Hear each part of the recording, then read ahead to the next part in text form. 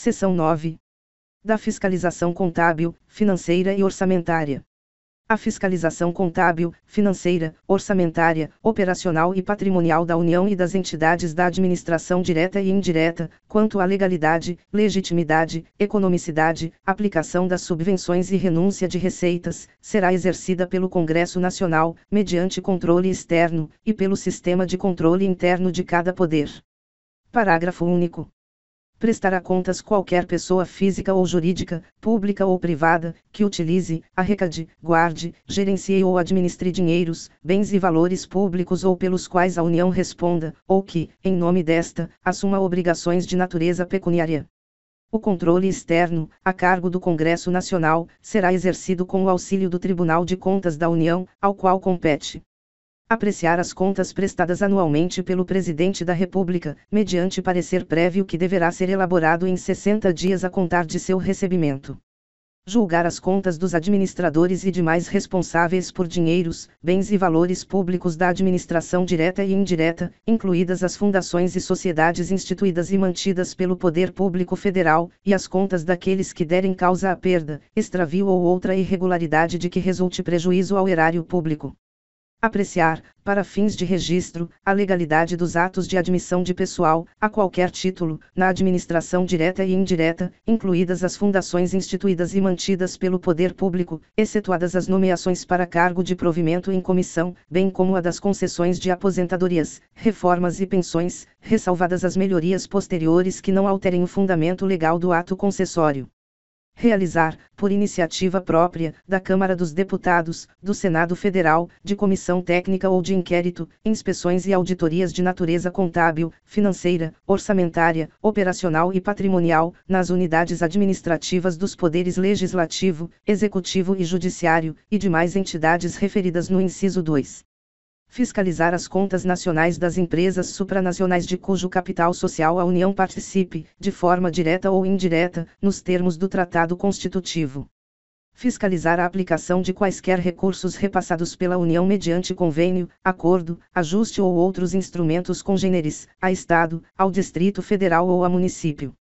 Prestar as informações solicitadas pelo Congresso Nacional, por qualquer de suas casas, ou por qualquer das respectivas comissões, sobre a fiscalização contábil, financeira, orçamentária, operacional e patrimonial e sobre resultados de auditorias e inspeções realizadas. Aplicar aos responsáveis, em caso de ilegalidade de despesa ou irregularidade de contas, as sanções previstas em lei, que estabelecerá, entre outras cominações, multa proporcional ao dano causado ao erário. Assinar prazo para que o órgão ou entidade adote as providências necessárias ao exato cumprimento da lei, se verificada a ilegalidade. Sustar, se não atendido, a execução do ato impugnado, comunicando a decisão à Câmara dos Deputados e ao Senado Federal.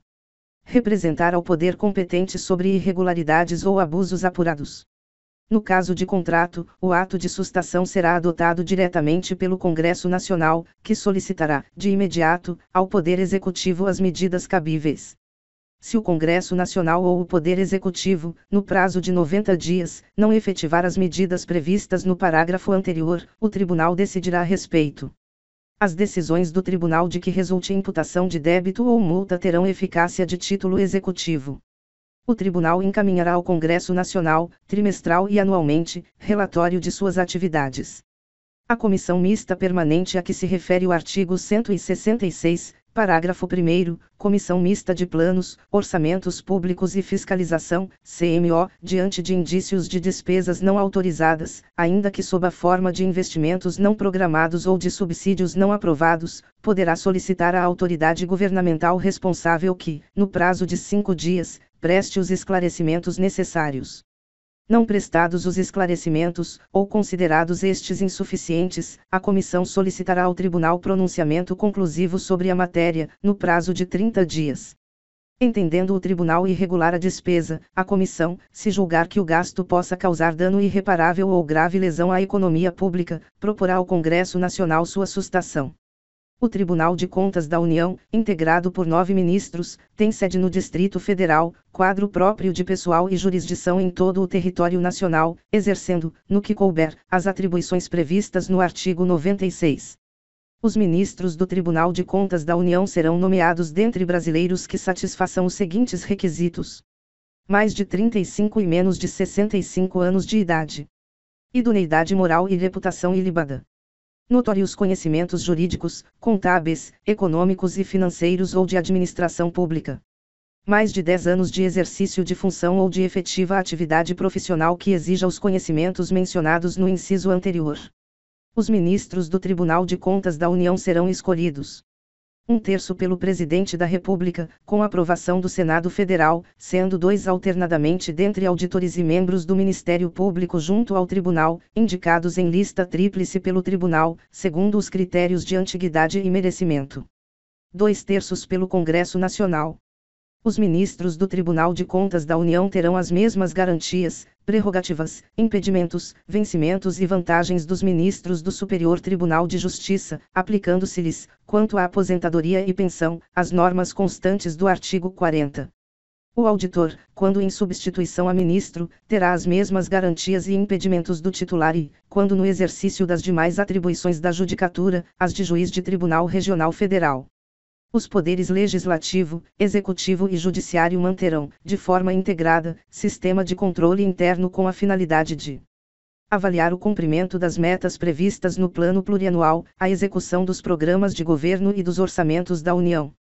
Comprovar a legalidade e avaliar os resultados, quanto à eficácia e eficiência, da gestão orçamentária, financeira e patrimonial nos órgãos e entidades da administração federal, bem como da aplicação de recursos públicos por entidades de direito privado.